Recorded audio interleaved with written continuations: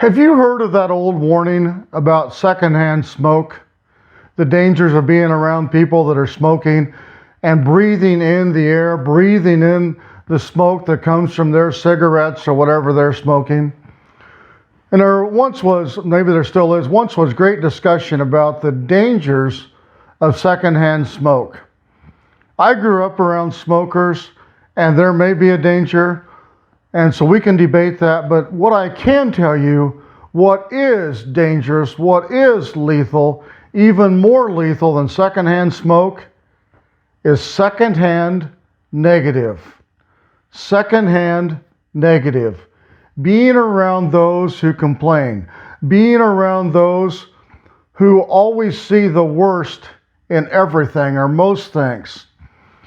You want to focus on the positive. Yes, we acknowledge things that can go wrong, but we want to make sure when we do, we're solution oriented. How do we get through this? How do we work through this? But in comparing secondhand negative with secondhand smoke, in the old days, if you went into a bar or a restaurant, people were smoking. In restaurants, it was kind of comical for those of you that are too young to know about or to remember. Many restaurants had a smoking section and a non-smoking section. And sometimes, literally, if this is the non-smoking section, literally there might be a little wall about yay high, and the smoking section would be right across that little wall. And I'm not kidding. Or you go into a bar with friends just to visit, and people in there smoking away. And what happens is that smoke gets ingrained. When you're around smokers, it gets ingrained in your clothes, and you can smell the cigarette smoke in your clothes, and other people can smell the cigarette smoke in your clothes. And sometimes your eyes, if you're around smoke too long, cigarette smoke too long, your eyes get red just because of that smoke.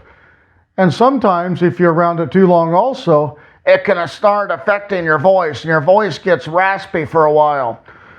So you can be in an environment and you are not smoking, but you're around others who are, and their smoke saturates your clothes, it gets in your eyes, it affects your voice, and you leave there and go talk to somebody who did not know that you were in that smoky environment, and they can tell that you are in the smoky environment.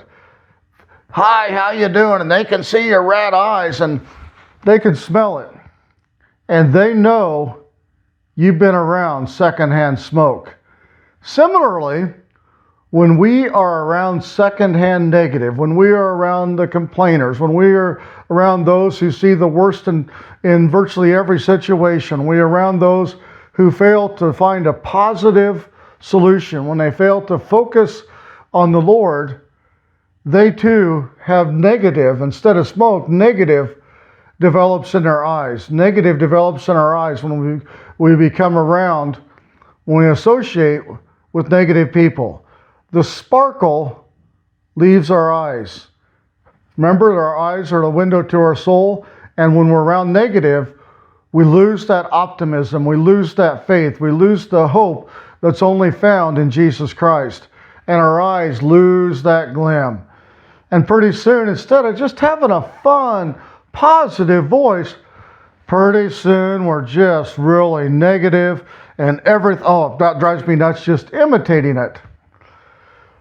But when we're positive, our eyes just spark, our face lights up, our voice shows enthusiasm. You can hear the enthusiasm, the optimism, and all those types of things. And we want to avoid secondhand negative so that we can have the positive, and it affects our body chemistry. And being positive, realistic and positive, when we know the Lord, who is a synonym for hope, we can be realistic and positive, and it puts our body once again in a position to be healthy, whereas secondhand negative, it makes our body more susceptible, negativism does, to disease and just all sorts of bodily breakdown.